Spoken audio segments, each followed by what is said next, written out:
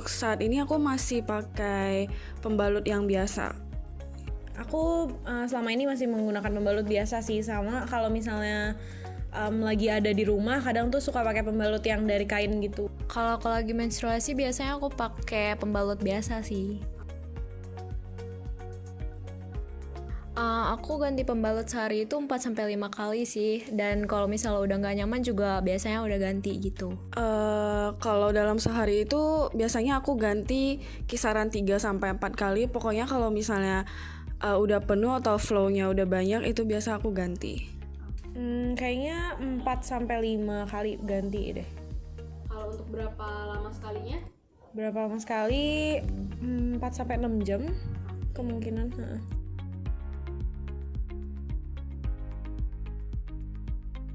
Kamu berniat gak untuk melepas dari pembalut disposable terus beralih menggunakan kayak menstrual cup?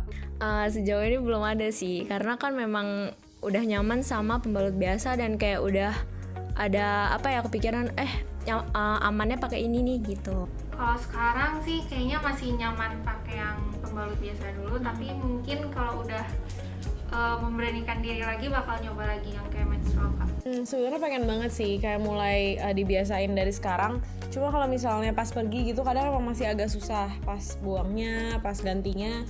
Jadi mungkin pelan-pelan lah diganti.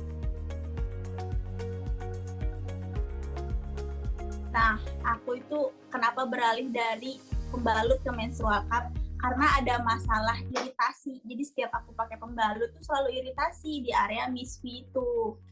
Aku sampai mikir aku nggak senang banget setiap datang bulan tuh karena aku harus pakai pembalut. Akhirnya aku sharing sama teman aku kan, ternyata dia udah pakai pembalut itu udah lama banget. Dan dia ngerasain apa yang aku rasain. Terus akhirnya aku coba, ternyata wah aku nyaman banget sih ketemu sama produk itu tuh menstrual. Udah setahun kayaknya deh. Oh ya, cukup lama ya. Aku kan udah menikah ya, dan aku pakai IUD, KB IUD, dan itu kan bikin setiap bulannya itu darah lebih banyak keluar dibanding orang normal biasa kan. Makanya kalau pakai pembalut tuh benar-benar aduh aku nggak bisa. Jadi pakai menstrual cup tuh lifesaver banget. Sejauh ini nggak ada sih, sama sekali nggak ada. Oke. Aman-aman aja. Ada banget sih. Pertama, untuk keuntungannya itu dan kelebihannya, kita nggak perlu tiap bulan beli pembalut kan. Terus juga mengurangi sampahnya juga. Karena satu menstrual cup itu mereka bisa dipakai sampai 10 tahun ke depan. Cuma nggak semua perempuan itu berani pakai menstrual cup. Karena tahu sendiri kan di Indonesia itu masih tabu banget sama menstrual cup. Jadi mereka nganggapnya kayak benda yang mengerikan. Padahal enggak. Sama aja kok, gunanya kayak pembalut. Bedanya dia ada di dalam, kalau pembalut di luar gitu. Masalah kebersihannya itu pasti setiap orang kan beda-beda ya, maksudnya tingkat kebersihan orang itu beda-beda. Tapi basicnya merawat menstrual cup itu dari yang aku tanya-tanya ke admin, sharing-sharing sama teman aku. Jadi sebelum digunakan kita harus rendam dulu ke air panas selama 15 menit. Terus setelah itu, setelah masa headnya selesai, untuk disimpan lagi, sama harus direndam dulu pakai air selama 15 menit, air hangat. Tapi kadang aku juga sampai aku rebus gitu loh, karena untuk make sure aja biar nggak ninggalin bau-bau amis gitu juga sih. Terus juga bisa dicuci pakai sabun yang gentle. Sabun gentle itu kayak sabun kewanitaan kan, dia ada yang gentle kan. Dan itu nggak yang bau-bau menyengat gitu. Tapi lebih bagus kalau sebelum disimpan itu pakai yang sterilizer itu loh, alat yang itu. Itu kayaknya lebih aman deh. Aku nggak pakai itu. Aku cuma cara direbus aja sih, kalau nggak direndam air panas. Kalau hari pertama itu karena cepat penuh, Jadi mungkin 2 jam sekali tuh kita copot, bilas, masukin lagi gitu. Cuma kalau udah setelah hari ketiga, keempat itu 4 jam sekali sih dicek, dan itu nggak sampai full juga, paling setengah doang.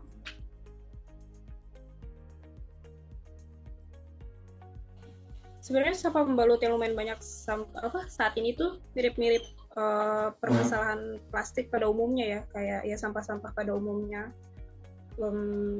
It's not good for the environment.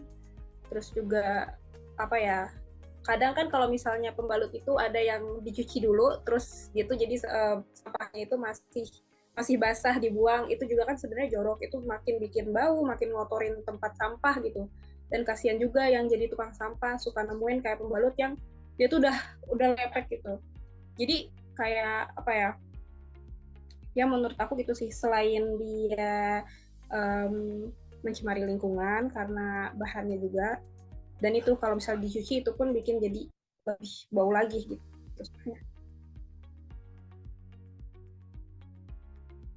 Aku milih pembalut kain karena bisa dipakai berulang kali gitu kan, lebih durable juga, terus dan gak mencemari lingkungan. Terus juga kalau misalnya di keadaan darurat kita gak bisa beli pembalut sekali pakai, kita bisa kita punya persediaan pembalut kain gitu, dan itu lebih enak aja sih buat traveling gitu, jadi lebih praktis, terus juga bertahan tuh sampai bertahun-tahun.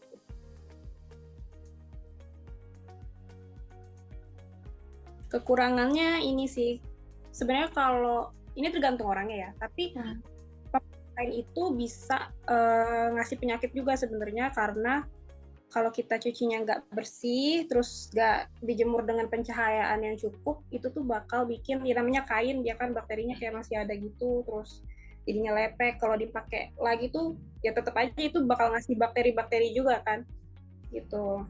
Dan ini sih, lebih ke apa ya, dia praktis tapi di sisi lain juga kurang praktis. Gimana sih jelasinnya, kayak kamu juga harus cuci gitu loh, dan ngeringin dan nunggu sampai dipakai lagi, kayak gitu sih. Itu aja.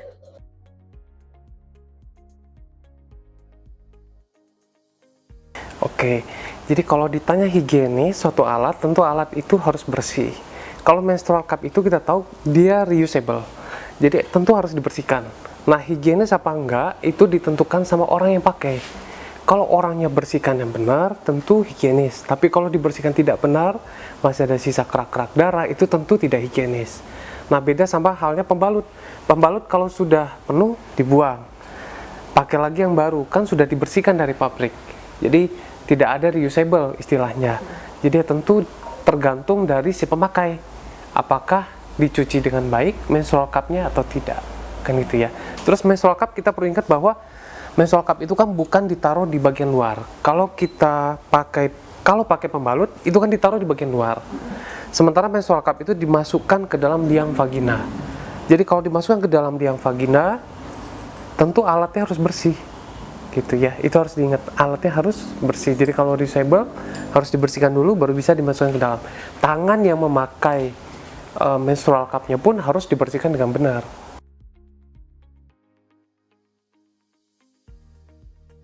Yang pertama, menstrual cup itu reusable. Jadi sekali beli bisa bertahan untuk 2-3 tahun. Atau misalnya bocor, udah mulai nggak enak buat dilipat. Itu kan kalau mau dimasukin dilipat dulu ya. Dilipat dulu baru dimasukin, udah nggak enak. Jadi baru diganti. Itu pertama. Yang kedua, kelebihannya itu tidak perlu bawa barang di dalam tas lebih banyak. Kalau misalnya pembalut tentu harus bawa tas kemana-mana kalau lagi periode haid. Kalau menstrual cup cukup itu aja. Kalau penuh dikeluarin, dibersihkan, dimasukin lagi kan gitu ya.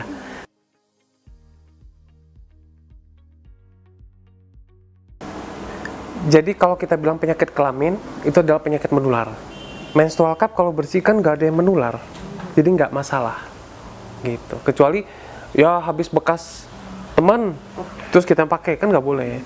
Ya kalau teman ada penyakit infeksi menular seksual, ya kita bisa kena.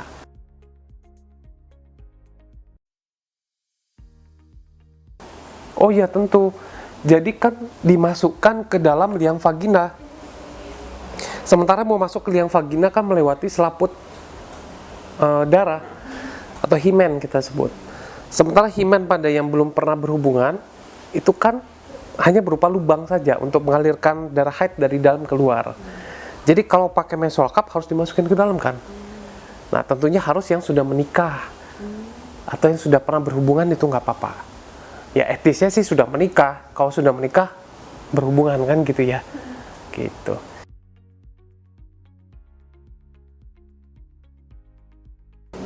Yaitu tadi kita harus memperhatikan menstrual cup-nya, higienitasnya, kemudian tangan pada saat pemakaian. Kalau pembalut kan cuma ditaruh aja.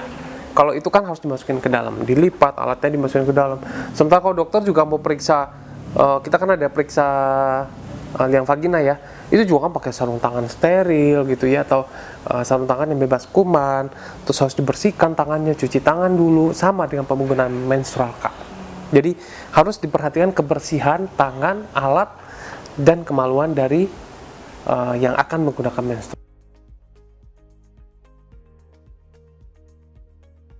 Mungkin tergantung produk. Cara pembersihannya mungkin ada penjelasannya di produk, bagaimana menjelaskan apakah hanya cukup dicuci dengan air sabun saja, kemudian dibilas dengan bersih, penyimpanannya bagaimana, mungkin tergantung produk ya.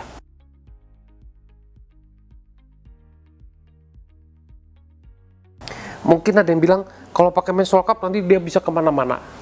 Benar nggak? Jadi nggak benar dong, karena kan di ujung dari vagina ini ada rahim, jadi buntu sebenarnya.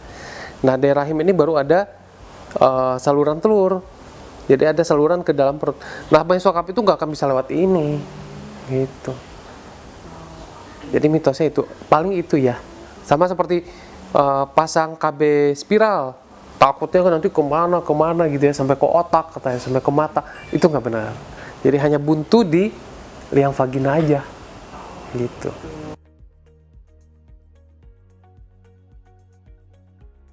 Jadi itu preferensi aja, apakah mau pakai menstrual cup atau menggunakan pembalut biasa.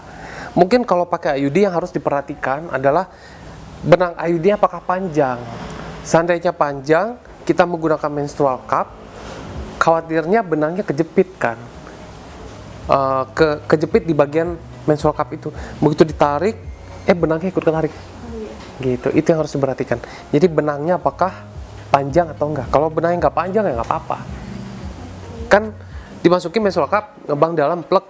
Nah kalau tepinya ada benang IUD, kita tarik, ikut ketarik gitu. Jadi IUD-nya turun. Mungkin nggak keluar ya, mungkin turun gitu ya.